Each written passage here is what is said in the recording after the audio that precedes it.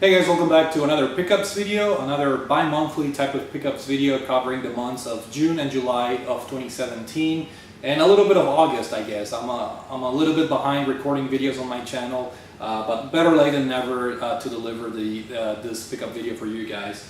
I have one big ticket item that I'm excited to share with you that I will be doing towards the end of the video. So as usual, I'm going to keep the same format and start with the new releases.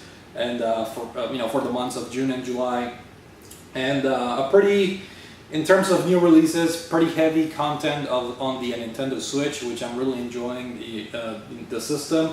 The first game, it's not a surprise here. I already had an impressions video on this game, and I'm talking about ARMS, which is the latest and greatest Nintendo IP. Very fun game. I was pleasantly surprised by this. I do have to warn people, one of the flaws is that the game is pretty thin in content, so paying $60 for this game is up in the air. It's up to you guys, but for me personally, I had a lot of fun playing this, either with friends or online or just by myself. I found that the game has a lot of replay value. The different characters, they all have their own unique fighting style and special moves and whatnot, so the game does a good job of drawing you back and pulling you back despite the lack of game modes and content. And the cool thing is that Nintendo is updating the game constantly with new levels and new characters via free DLC basically. So that's a pretty cool thing that Nintendo is doing. And again, myself, I was pleasantly surprised by ARMS.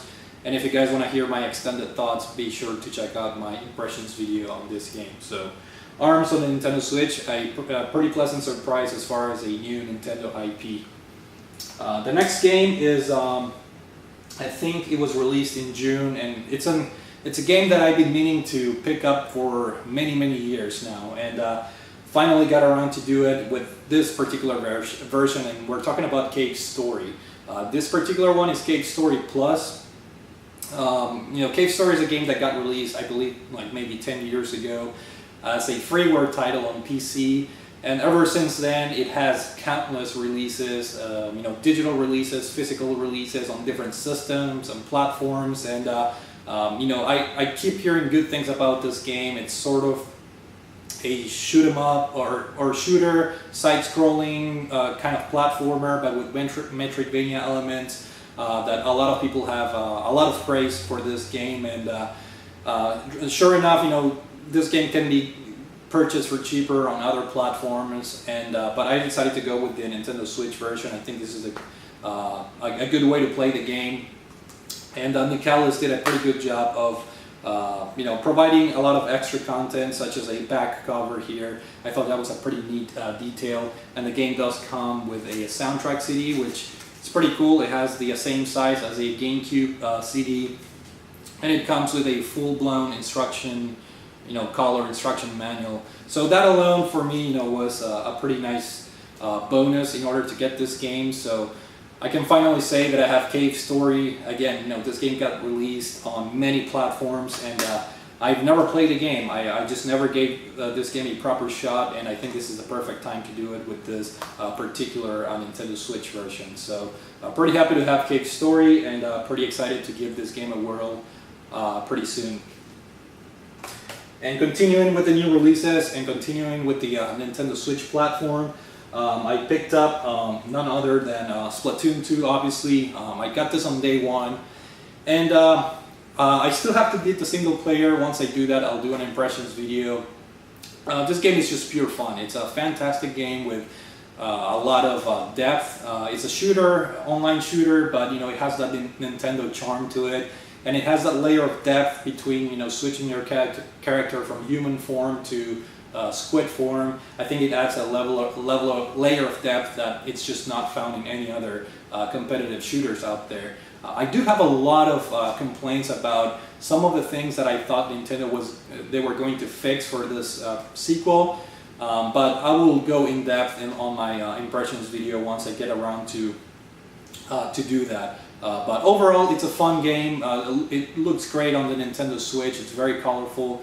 The single player so far, the levels are pretty well designed. No surprises there. The first Splatoon on the Nintendo Wii U had pretty good level design as far as the single player campaign. So Splatoon 2 follows that trend, and the online, again, it works pretty well, but there are some quirks that really bothered me that I wish Nintendo would have solved. Despite a lot of the people in the community have complained about certain features in the game, and Nintendo has not fixed those yet. But nevertheless, Splatoon 2 is another solid, exclusive first-party game for the Nintendo Switch, and I'm pretty happy to have it right here. And that does it for the new releases for June and July. And before I go into my big ticket purchase, I'm going to go through some other gaming related stuff that are not necessarily games. Well, we have Amiibos here. I did pick up Corrin from Fire Emblem. I think he was released around June. And I think there were two versions of Corrin. I got the one that I think Best Buy released this one. I'm not really sure if this is the first version or the second version, but I was never planning on getting both. I just wanted one. And the same thing with Bayonetta, or maybe it was just Bayonetta and Cloud that had two versions. I'm not sure, but I know for a fact that Bayonetta had two versions as well. And I got the one that I was able to pre-order.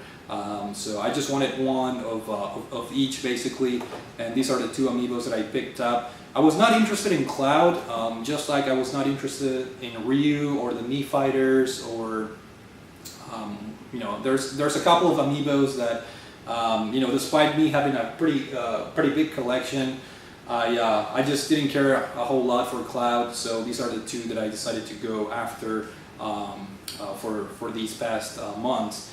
And I really wanted to get the Zelda ones, the Twilight Princess Link, the Skyward Sword Link, and the Majora's Mask Link. They were also released, but they were very limited. And believe it or not, I was not able to secure any of the pre-order for those three versions of Link, and that got me a little bit upset. I think they were very, very limited. But knowing Nintendo, it seems like there could be a second print run, so hopefully they'll do that, and I can pre-order or reorder those Amiibos, because I really wanted those those three versions of Link. But again, I'm to the point where if I can order it, that's fine, and if I can't, it doesn't matter. So hopefully those three Zelda or Link Amiibos get a reprint. But for now, these are the only two that I picked up during this period of June and July. And continuing with gaming related stuff, let's see here. I have something that I already showed on my channel. I did a book overview on the Last Guardian: An Extraordinary Story. This is a companion book / guide / art book for this fantastic game here, the Last Guardian.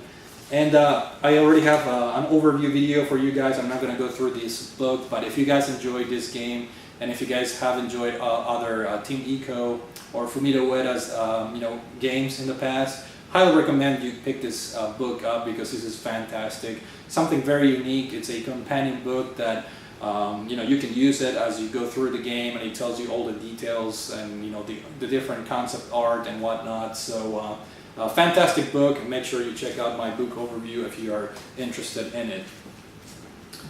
And another form of literature here, I guess, it's the latest issue of Nintendo Force magazine, which comes with Mario and the Rabbids Kingdom Battle in the cover, some other tidbits of news here for Metroid Prime 4, ARMS, Fire Emblem Echoes, some fan mail in there. Pretty interesting stuff. As usual, Nintendo Force magazine is pretty good. They have coverage on both modern, upcoming games and retro games from the past as well. As far as the poster, we have the Rabbids game on one side, and now that the Zelda Breath of the Wild DLC got released, they have that picture right there on the back. So pretty cool poster, and pretty fun stuff. In the magazine, I really enjoyed getting this on a bi-monthly basis. And finally, I'm going to show you guys the big ticket item for those of you that follow me on Instagram. Some of you may already know what the item is, and let's see here. This box right here, it may not say anything, but this is none other than the PlayStation VR. I don't know if you guys can see that. That's the visor. Yes, I finally pulled the trigger. I remember I made a video a couple of months ago when I went to the Best Buy event where I tried the PlayStation VR. I was very impressed. I was ready to put a pre-order, and then it was sold out. All the pre-orders were sold out, and then I told to myself, you know, am I gonna really play this thing? It's a little bit expensive. I should probably just wait. And sure enough, I you know, remained patient, and Amazon had a pretty good deal a couple of weeks ago, in which they bundled the PlayStation VR headset plus the PlayStation camera, which is right here. And I don't have, I never had a camera before, a PlayStation camera, so that was a pretty good inclusion because I didn't have that. So it was the headset plus a camera. And I don't know if you guys can see, this is the processing unit. So to hook this thing up it's a nightmare. But it's already set up here, thankfully. The weird thing about this bundle, it did not come with any of the Move controllers, but it worked out in my favor because I already had one. This is from the PlayStation 3. Problem is I only have one, and I'm not sure. I think most games require two, or I don't know if you can play with only one Move controller. I have to find that out. But I already had one from the PlayStation 3 days, so that's pretty cool.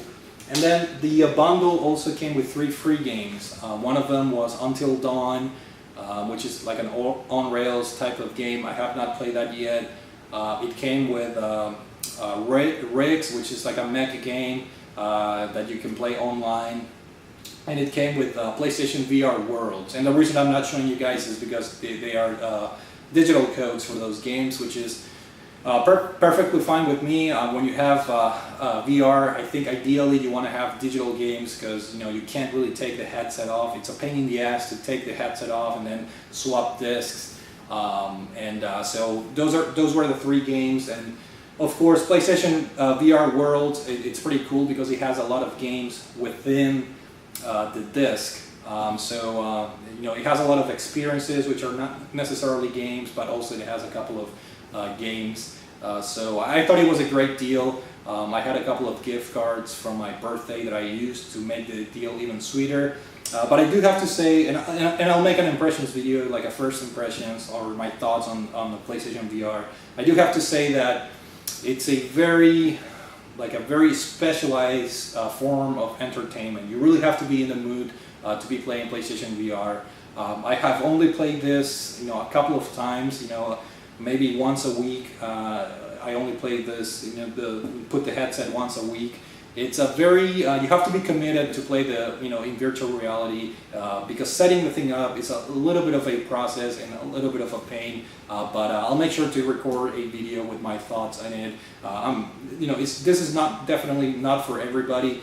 But the experience itself when you're playing the games it's very enjoyable. So myself, I was very glad that finally, it took a while for retailers to have a pretty decent bundle, and finally I was able to pull the trigger. And so far I'm happy with it. But again, it's a type of entertainment that you're not going to be spending hours upon hours every week. But I'm completely fine with it. And of course, since I have a PlayStation VR now, I was able to get a couple of games that were on sale through Best Buy. Unfortunately, these are, it's going to sound weird, these are physical releases, and which is weird because I prefer physical releases. But as I mentioned before, with PlayStation VR, you kind of want to have digital games instead of physicals. But the physical versions were cheaper, and so I was able to get the following games. The first one is Job Simulator. This is supposedly one of the most fun games on VR. I haven't really tried it, but it was on sale for like $8, so it's supposed to be pretty fun. And this is one of the games that requires the Move controller, I think. So I want to try this and see if I can play it with one Move controller. Otherwise, I'm going to have to get a second one. Supposed to be a pretty fun game, Job Simulator. Another game that was on sale for like eight bucks is Star Blood Arena. This game has an online component to it, and again, you know, I was like, for $8, you know, why the heck not try this game? So yeah, Star Blood Arena from the PlayStation VR. And then the next one, it was on sale, but you know, it wasn't as cheap as the other ones. The previous two ones were $8. This one with the sale came out to be like $24. But I really wanted to get this game. This is the one game that really blew me away when I tried the PlayStation VR at the Best Buy event. You know, a couple of months before the release of the system. And I'm talking about Eve Valkyrie, which is like a space ship type of game.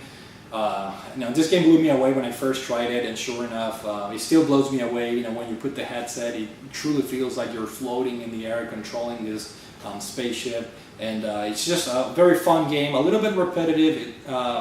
It becomes very repetitive pretty soon.